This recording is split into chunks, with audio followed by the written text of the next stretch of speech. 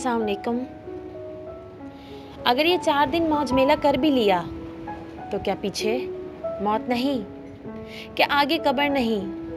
क्या आगे हशर नहीं? और क्या आगे अल्लाह के सामने खड़े होना नहीं? क्या ये दुनिया हमेशा ऐसे ही चलेगी? नहीं, कभी भी नहीं। इस कायनात का एक खालिक है जिसका नाम अल्लाह है।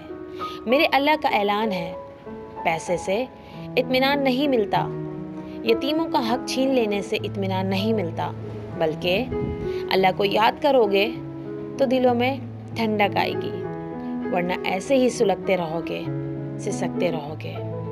अगर हम अल्लाह का जिक्र के लिए वक्त निकालेंगे तो अल्लाह हमारे काम में बरकत अता फरमाएगा।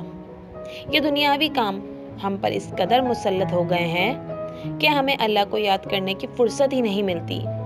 इसलिए आजकल हर इंसान दिली और जहनी सुकून से महरूम है। अल्लाह को याद करोगे तो वो सब मिलेगा जो तुम चाहते हो।